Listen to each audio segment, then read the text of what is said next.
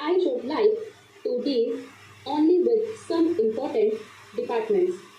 I shall take first the Defense Department. The allocation to the Defense Department, which in the budget of the last year was rupees 800 crores, has been reduced to about rupees 700 crores. Is it because the defense requirements have diminished in number? I have come to know that recruitment to the forces has been stopped. At what number has it been stopped? In the present emergency, soon after the incursion of the Chinese, it was hoped that our defense forces would be raised to the number of 2 million. Has at least 1 million been reached so far? The war with China can never be considered to be a war of limited liability. Modern wars are wars of unlimited liability, and we cannot say that recruitment of 500,000 troops would be just enough to meet the requirements of national defense.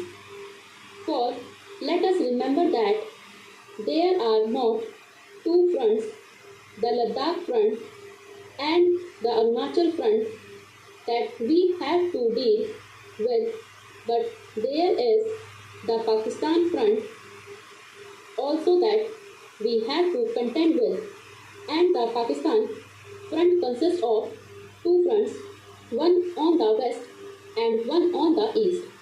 I should like the Defence Ministry to consider whether the recruitment so far attained is enough to meet our defence requirements on all these four fronts. Then, in regard to weapons, I find no provision is made for the manufacture of machine guns, which are so necessary in modern warfare, especially to stop the incursion of large masses of troops, such as we experienced at the time of the Chinese incursion on the Arunachal border. We have been promised that in course of time, the naval defense would be supplied with that modern weapon of defense, namely the submarine. To this end, officers have been sent to the United Kingdom to learn how to handle submarines. I hope and trust that very soon we shall acquire at least two submarines. I would suggest that the useless aircraft carrier, which serves no defense purpose at all, at present upon which rupees 30 crores were spent and the maintenance of which comes to about 6 crores of rupees a year, might be sold to some power that requires an aircraft carrier, and the amount thus realized might be spent on the purchase of submarines. Mr. Vice Chairman, I now come to another important department, the Department of External Affairs, which also swallows a large part of the budget. We have as many as 129 missions. We have had these missions for the past 15 years, and I think it is time that the External Affairs Ministry began to consider the question whether all these 129 missions are required. Why do we want missions in Latin American countries which have no political, diplomatic or international connections with India?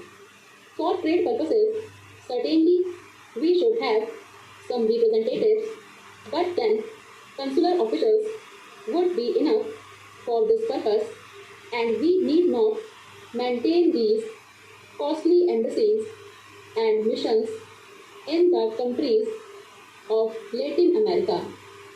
Looking at the report of the Ministry of External Affairs, I find a reference made to relations with foreign powers. Relations with Afghanistan and Myanmar, our immediate neighbors, our near neighbors, are reported to be friendly. About Pakistan, nothing is said about relations. The obvious inference is that the relations are not friendly. But what about the countries of Southeast Asia? These are countries with which we should have friendly relations, but there is no reference at all in the report to the relations, whether friendly or hostile, with the Southeast Asian countries.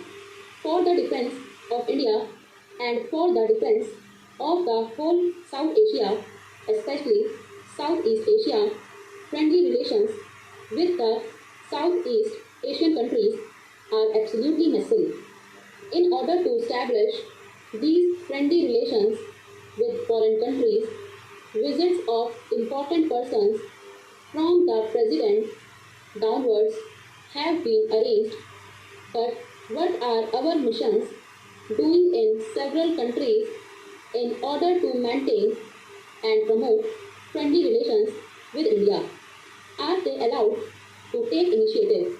Are they allowed to be active in the promotion of friendly relations, or are they to be content merely with carrying out the orders from the Ministry of External Affairs?